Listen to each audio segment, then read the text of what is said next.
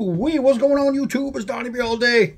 It is part 4 time on my hognose here, my little 2023 custom. We are getting closer to the finish line as far as the blade is concerned. Today I just need to get it ready for heat treat. That's all I have to do. So basically all these are rough. You can see on my first one how that is all nice and smooth, and I can put my fingers around it. This is the actual finished size. All this is smoothed out, really nice. On my template, which is now my template, but I went with the 1084 1/4 inch, and I think going forward these might be 440C. Some really good stuff that's going to heat treat amazing. I think for this knife, that is going to be the best steel for this style of knife, especially being that nice flat ground. You want to really hold an edge. That's going to do good. So today I need to take all these rough lines, like all this is so rough still, and I need to smooth it out. Then after it's smoothed out, and there's obviously no edge here, that has to be, you don't want to do that before heat treat, but I need to punch a couple holes in here for some pins, and then I'm going to take this super hardened block of steel and I'm going to hand sand the blade, and then it will be ready for heat treat. So let's go see if we can't turn this mess into something really pretty. Alright, so I'm going to spend a whole lot of time on this here machine, just going back and forth, back and forth, back and forth.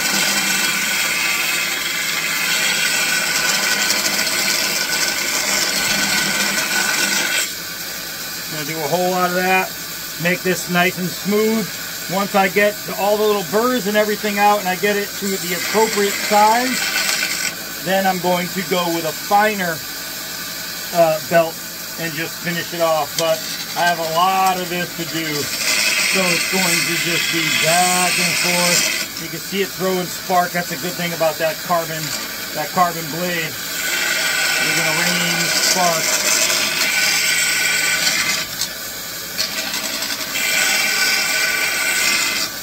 This thing is going to come out so nice. So I'll show you. You've seen all that purple stuff on there. You put the purple on there to measure, you can cut in the line so you can see where you need to cut.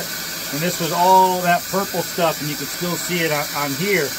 But I'll show you real quick.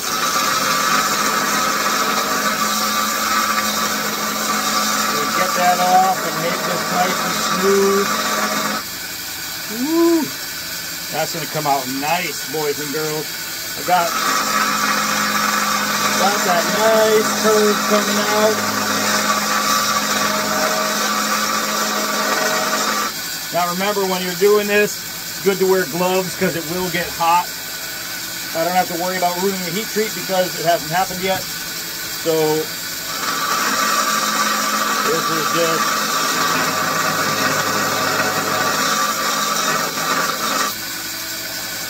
man, that is coming out like glass right there. You see that? So much different. So I'm going to keep on doing that, and I'll let you see when I get to the next point. I want to show you if we can pick it up. Right in here, there was a little gouge. You see that? Right there. So it's like a little, almost like a little, I don't know, it's kind of like a scuff that's embedded in there. That's got to come out and be smooth.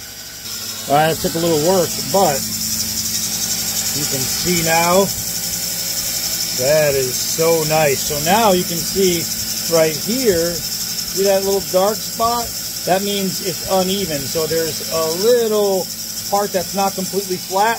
That's what I tackle next. Going to the round disc, I'll show you. Look at that. That is how you make it smooth right there, man. That is so nice. So nice.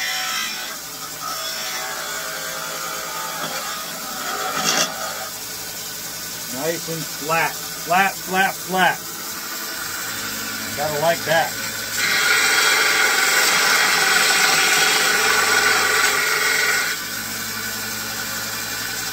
Coming out freaking beautiful.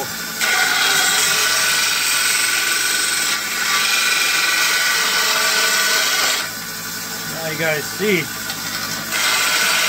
what it takes to make a handmade knife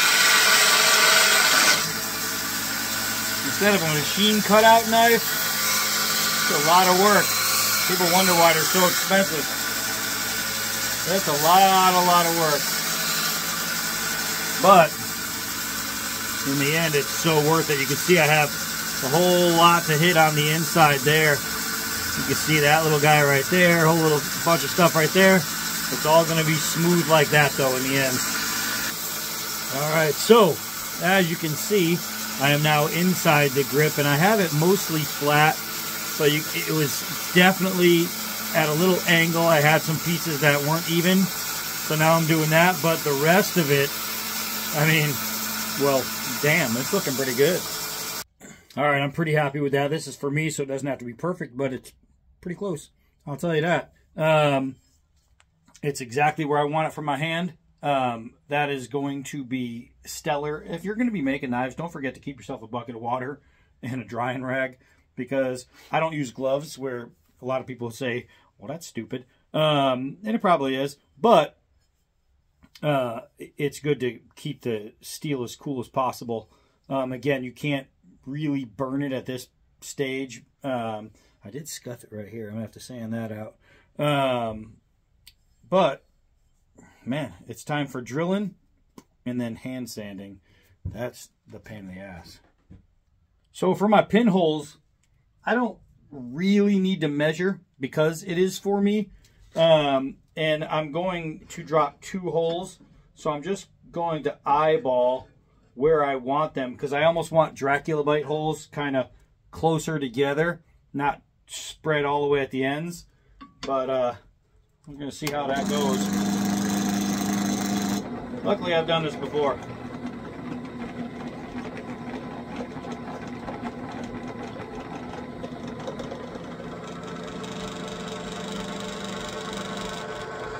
You got to be patient when drilling.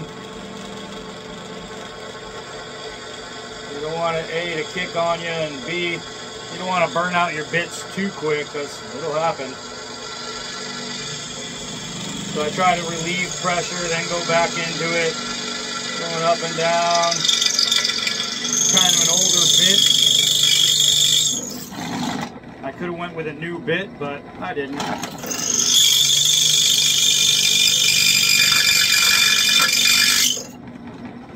So even just that, basically it's got a good dimple going on, so you can see how long it's going to take to get through a 1/4 inch. I'll show you when it's done.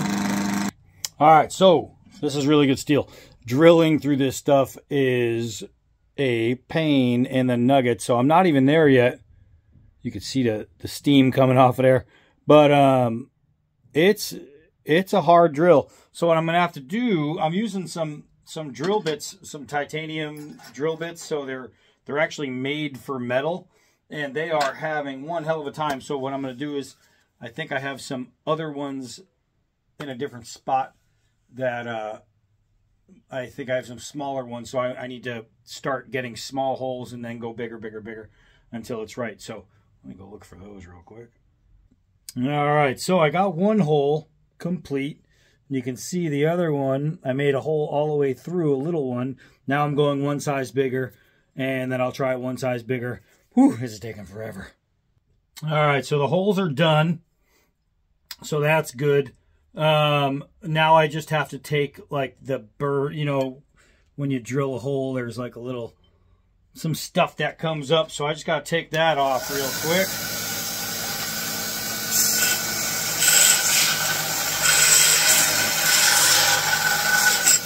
Make it nice and smooth.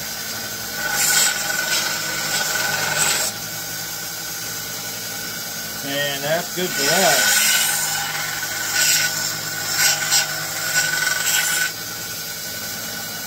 So, I am at a point right now where I could heat treat from here, but what I want to do is a little hand sanding and see if I can't make it nice. Well, it is already nice, but make it even nicer. I'll tell you, this thing is coming out, man. This thing is going to be awesome. Remember, if you want one, all you have to do is go to the email below, and you can have one made by Joe, and you can have a professionally made one. This design, but professionally made by Joe, who is the best. So, I'm going to keep going on this one, though. I'm going to keep going. Hold on. All right, so I just sanded part of it. Now I got to start working on the other part of it. And I don't really need to do where the scales are going to be because, well, the scales are going to be there. But I need to do the rest of it. And I'll show you what it's going to look like before and after real quick. So it's going to take a whole lot of that, but you can see right here to right here where there's a change. It's going to take so much sanding. And I'm going to start with this stuff and then move on to this stuff. And this stuff is 3000 grit, so it's going to make it really nice. But to get to that point is a lot of work. A lot of work. And why am I doing this? Because it's for me, so it doesn't really need to, but I just want to show you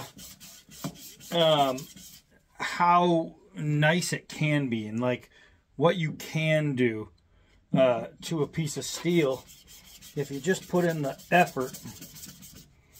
And man, I did triceps today at the gym. This sucks. But I'll just show you just a little bit real quick. Even, let's wrap some of this around it. Let's wrap some of this, hold on. All right, so I got some 3000 grit on there. I'll put my towel in the water, that's always good. All right, so let's see.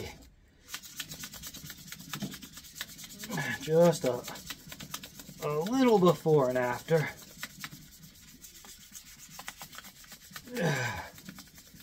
Oh, I'm just trying to get a quick part done, then I'll just spend the rest of my time going back over it and over and over and over and over. So let's see. You can see that, then you can see that. You can see how splotchy and uneven that is. And I already did this part pretty much to start, just to go over it, but that's what it's going to look like. But I want to blue it anyway at the top part, so I really don't need to go crazy, but I still want to make it nice.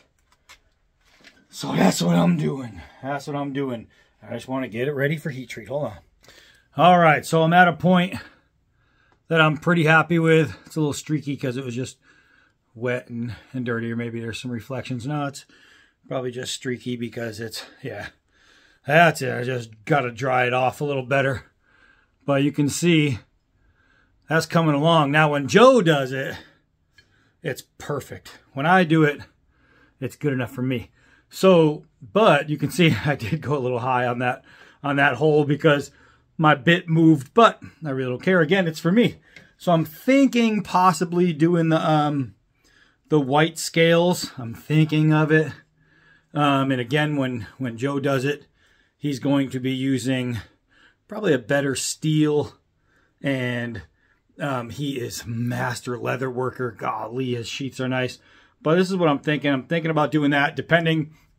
I'm not sure how this will melt down when I'm trying to shape it, but I will figure that all out. But the knife itself is coming out pretty freaking awesome. Yeah, so at this point right now, it's ready to go to Joe's shop, and we could stick it in the heat treat oven and do the heat treat temper, and then this thing is ready to fire off, man. This is so nice.